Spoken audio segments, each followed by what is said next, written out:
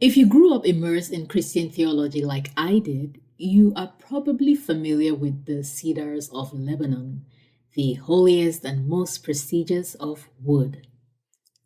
King Solomon famously used large quantities of cedar commissioned from the kingdom of Tyre to construct the temple which housed the Ark of the Covenant of the Israelites. In northern Africa, Morocco and Algeria specifically, there is another kind of cedar tree, Cedrus atlantica, also known as the Atlas Cedar or Ars in Arabic.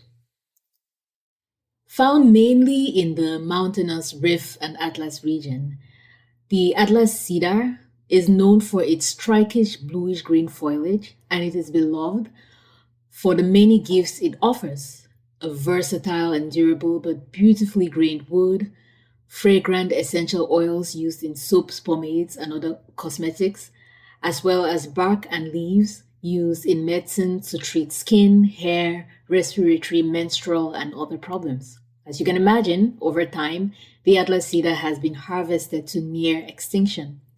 Only about 163,000 hectares of Atlas cedar forest remain. Thankfully, the tree has been designated an endangered species and is subject to intensive reforestation campaigns. But one could say the efforts to preserve the Atlas cedar tree predates the modern era. Don't believe me? Listen to this story. Hello, friends, and welcome to the Mythological Africans podcast, where we read and talk about stories from African mythology and folklore. I am your host, Helen Nde.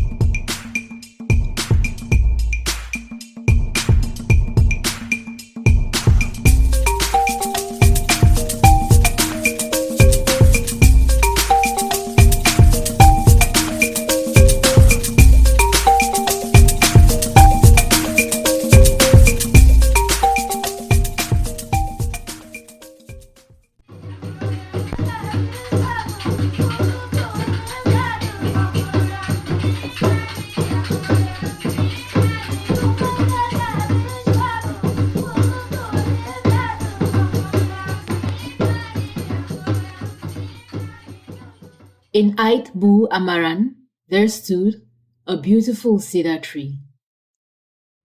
It threw a shadow wide enough to shelter a shepherd and part of his flock. It offered a haven to the birds of the sky, and it produced a good quantity of fruit. Its fragrant oil nourished the poor of the tribe as well. The tree was so highly respected that the pious folk of the village protected it with a stone enclosure as if it were growing on the tomb of a saint. On a terribly cold winter day, many years ago, when the sky was somber and everything had turned white, a peasant of the region, not having found any firewood in the forest, climbed up on the cedar tree and struck at a branch with his axe. Hardly had the metal cut into the brown bark when blood spurted in such quantity that it formed a pool at the foot of the tree.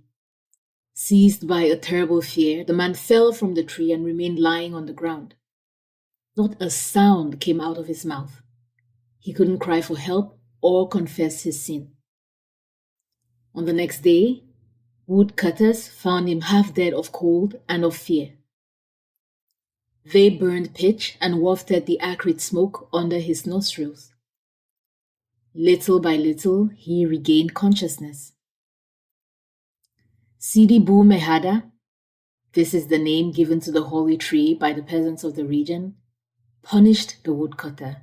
He would have died but for the clemency of Allah, which is infinite. The villagers, in order to appease the anger of the cedar tree and to show gratitude for its many gifts, sacrificed 2 bulls within the tree enclosure. They also offered incense, fowl, and henna. Since then, a pilgrimage is made every year in order to honor the tree. The end.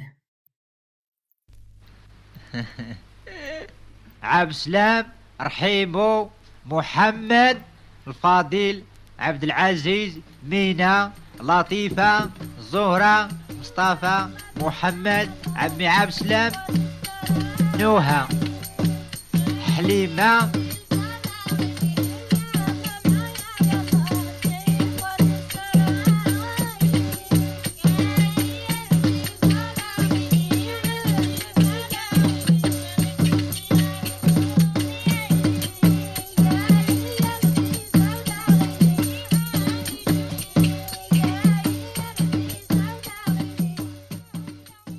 I hope you enjoyed the story. I love this story for many reasons. But first, I want to acknowledge the detour we've taken in our meanderings through the African continent's forest. Last time we checked in, we were deep in the heart of Central Africa, frolicking with the forest people. So it's quite a trek up to the Rift and Atlas Mountains, but everything is possible in the magical world of mythological Africans, yes? So, anyway, second, I want to highlight a few interesting things about the story. It's short, but it packs quite the punch. It's a great illustration of the taboo principle at work in the relationship between people and their environment. But what's great about this is that the taboo emerges not from a sense of fear, but one of deep respect. Sidi Bou-Mehada gave the people shade from the sun, fruits, and so many other things, and in return, they offered the tree respect and preserved it for future generations. The story also just beautifully illustrates how Islam syncretized with indigenous Northern African beliefs. And this is something that you might miss if you're not immersed in that culture or aware of how things are set up. But the Islamic conquest did quite a number in Northern Africa, but the beliefs of the indigenous Northern African people still permeate quite a lot of the Islamic practice. And there is the orthodoxy, which will have issues with these beliefs, but it's still there. Believe me, it's still there. And in folklore, you'll see a lot of these deviations from the Islamic orthodoxy. So the people ascribe the woodcutter's survival to Allah's mercy, but make offerings of incense, henna, chickens, and bulls to the tree. And I'm not a scholar of Islam by any stretch of the imagination, but I don't think this is, normal Orthodox Islamic practice. But hey, if I am wrong, please let me know. Also, as we've talked about before, the tradition of having a special tree which a community reveres is rather common across the African continent. And I've talked about this quite a bit on the Mythological Africans X or Twitter page. For example, among the Ngombe people of the Democratic Republic of Congo, the silk cotton tree is libaka, which means union. And it's a symbol of unity, community with the ancestors. So covenants and pacts of peace and friendship were made at the community libaka so that the ancestors could witness them. Another example is the Nakaima tree in Kampala, Uganda, which is a shrine dedicated to Princess Nakaima of the Chwezi. And the Chwezi are an ancient and powerful clan who are venerated as ancestral spirits. And they are associated with bounty and harvest and healing and good weather and cattle, and also with smallpox, interestingly, maybe the prevention of smallpox. So supplicants will bring gifts to the tree and sit in its large buttress roots to smoke pipes and petition Nakaima for health and wealth. And, we're probably going to spend a bit more time with Nakaima in this series as we talk about trees. Finally, I love that the people named the tree. And it makes me happy because I'm one of those people who will give names to inanimate objects because, I don't perceive them as inanimate. But whatever, I love it. Sidi Bou-Mehada. But then the name it's such a sweet name. So the word Sidi translates to saint, and it's generally used to refer to a holy person. The word Bou is an abbreviation of Abu, which means father. And Mehada, it's complex. It's a word which derives from the Arabic root word that has connotations of preparation, guidance, smoothing, making things soft and smooth, cradling, like you cradle a baby, and rest. As a girl's name, Mehada means bringer of ease. But it's also connected to the name Mehdi, which tends to be a boy's name, if I remember correctly, or like a family name. And it means rightly guided. All that being said, do you have any special trees in your community? Come tell us about it.